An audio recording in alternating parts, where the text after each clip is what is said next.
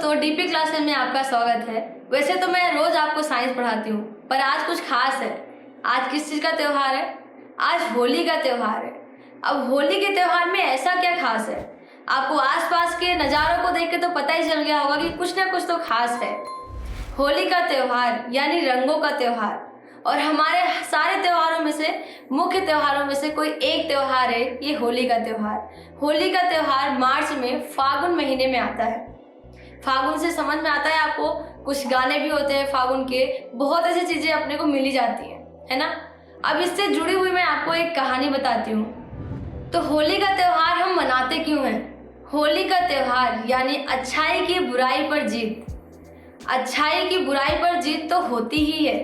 तो आज के दिन ऐसा क्या हुआ था, मैं आपको एक कहानी से बताती हूँ। राजा हिरण्यकश्यप, जिनको राक्षस भी बुलाया जाता है, ऐसा क्यों कहा जाता है? उनका एक भाई था जिनको भगवान विष्णु ने उनके किसी गलती के कारण मार दिया था। उसके लिए ये बदला लेने के लिए इन्होंने भगवान विष्णु से पहले तो घनघोर तपस्या की।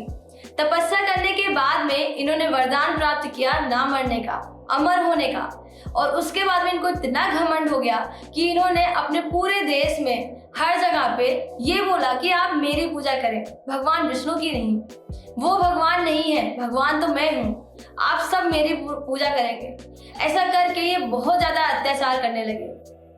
अत्याचार करने के साथ साथ में ही इन्होंने बहुत ऐसे क्रूरता फैलाई जिसके कारण पूरी जनता में त्राही त्राही होने लगी। उसके बाद में ही महाराजा हिरण्यकश्यप के एक पुत्र हुए जिनका क्या नाम था, आप सब लोग जानते हैं, प्रहलाद। जी बिल्कुल, आप छोटी क्लास से इनके बारे में पढ़ते आ रहे हैं।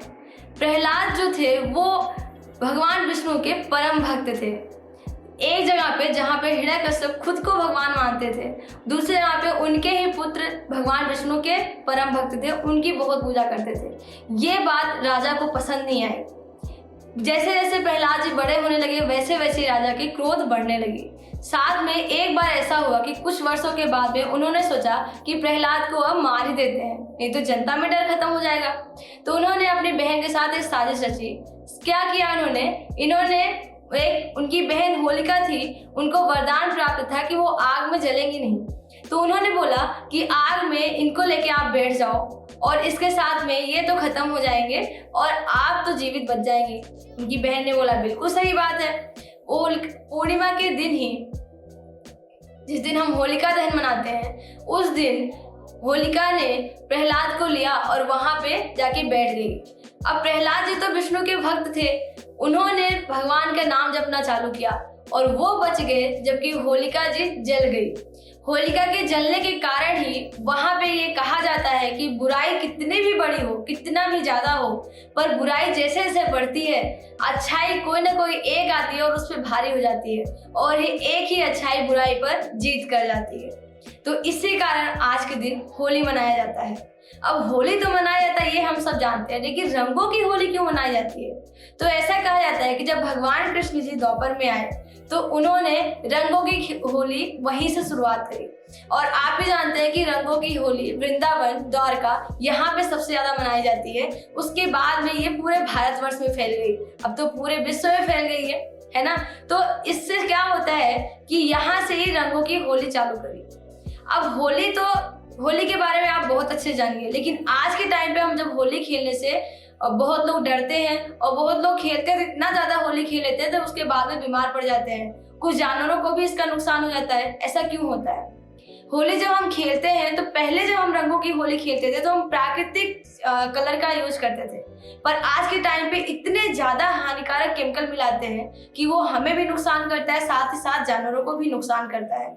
तो आप होली खेलें लेकिन नेचुरल कलर के साथ, जैसे हल्दी हो गई, प्राकृतिक गुलाल हो गए, इन सारी चीजों के साथ में, ये सारे चीजों के साथ में होली खेलें। साथ में ये मिठास की होली भी कही जाती है। हम साथ ही साथ में एक दूसरे के साथ में, भाईचारे के साथ में हम मिलते हैं, अपने गिले शिकवे दूर करते हैं, और रंगों की होली के साथ साथ में हम खूब ढेर सारी मिठाइयाँ भी खाते हैं। ठीक है, तो ये आप होली अच्छे से मनाइए। और इसी के साथ में ये वीडियो मैं यहीं पे खत्म करती हूँ। तो आज के दिन होली की हार्दिक शुभकामनाएं। आपको ये वीडियो पसंद आती है तो वीडियो को लाइक करें, शेयर करें और ज़्यादा से ज़्यादा लोगों तक पहुँचाएं कि वो भी सब्सक्राइब करें। और चूँकि ये एजुकेशनल चैनल है तो इसको ज़्यादा से ज़्यादा लोगों तक पहुँचाएं, उन लोगों तक पहुँचाएं जिनको कुछ समझ में नहीं आता है, उनको समझना है। हम बेसिक से बेसिक चीज़ बताने की कोशिश करते हैं।